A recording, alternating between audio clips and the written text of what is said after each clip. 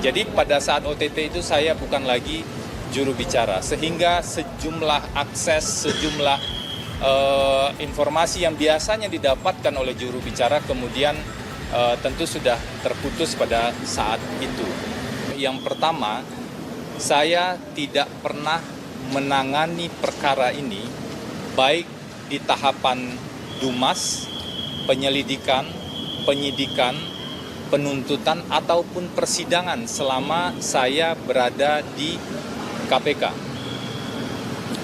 Yang kedua, pada saat OTT terjadi pada tanggal 9 Januari, 8 atau 9 Januari 2020, saya bukan lagi menjadi juru bicara KPK.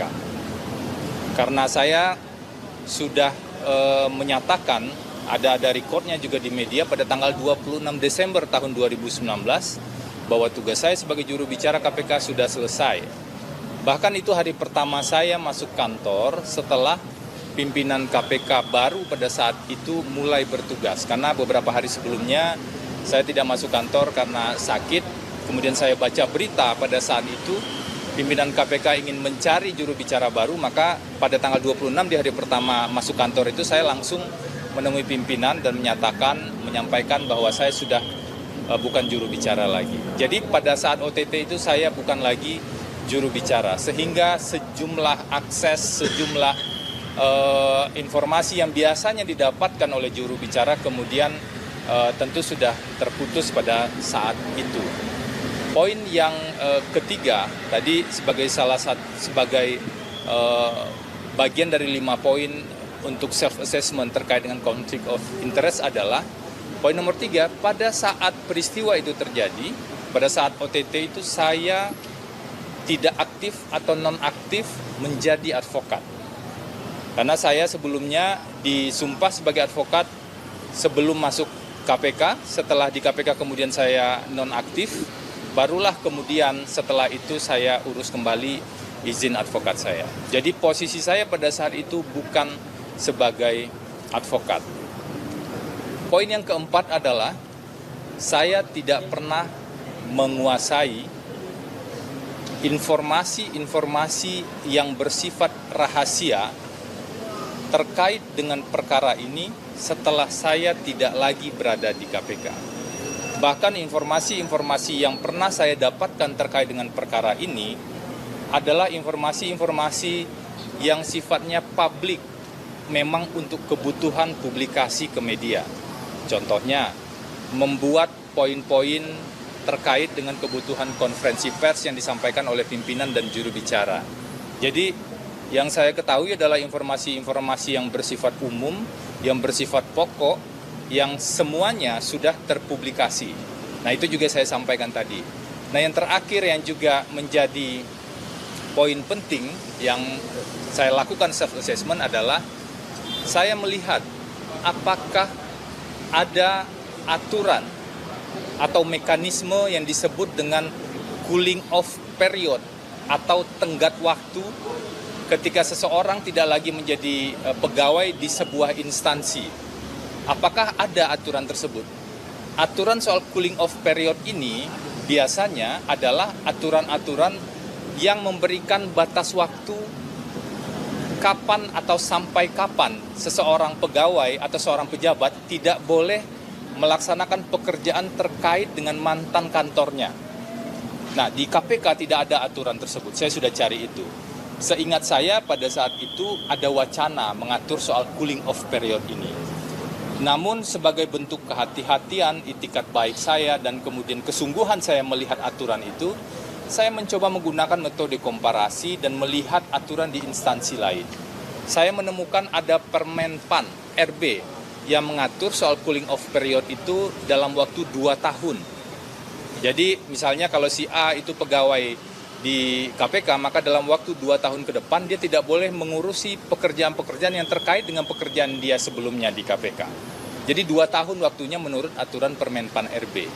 Kemudian saya cek juga di standar internasional, ada rekomendasi dari Basel Institute yang mengatakan waktu cooling off period adalah selama 18 bulan.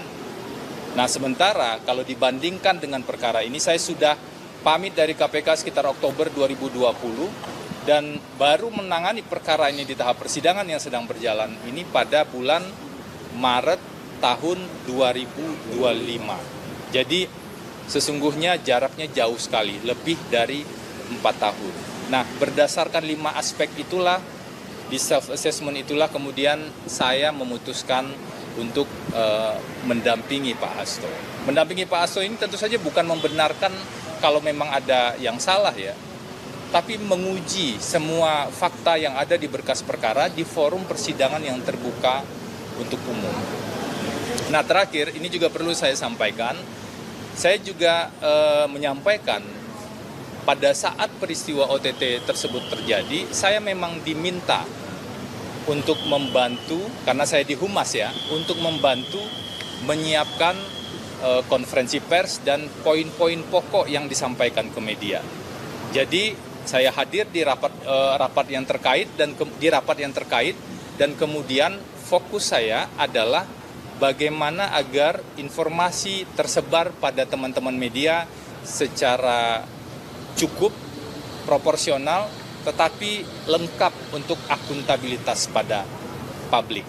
Jadi begitu ya, itu yang bisa saya sampaikan.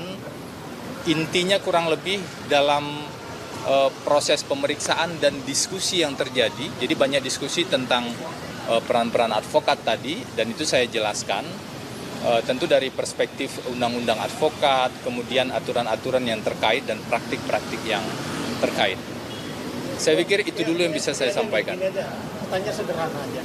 Kliknya dari mana? Dari Mas Hasto bisa Anda ke saksi Harun Masiku?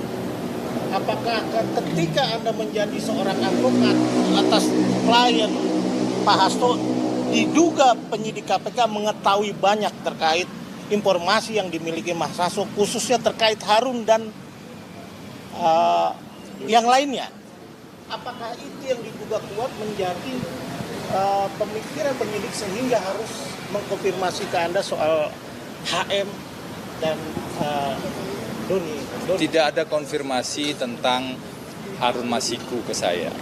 Tidak ada konfirmasi tentang misalnya hal-hal yang detail terkait dengan yang Anda tanyakan tadi.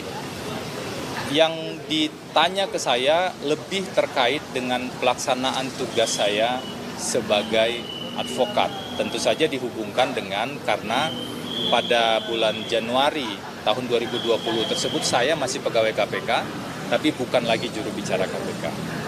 Lalu kira-kira disampaikan nggak kenapa Anda dipanggil menjadi saksi atas tersangka 2 tadi Harun? Sementara Anda sudah menjelaskan beberapa aspek, kemudian kira-kira apa penjelasan dari penyidik sehingga Anda diminta menjadi saksi? Enggak, penyidik kan punya pertimbangan. Saya menghormati pertimbangan penyidik tersebut dalam pelaksanaan tugasnya. Itu saya pikir ya bentuk saya menghormati itu, saya datang kan. Kemudian ketika ada pertanyaan ya saya jawab, saya jelaskan apa adanya agar lebih clear saja sebenarnya.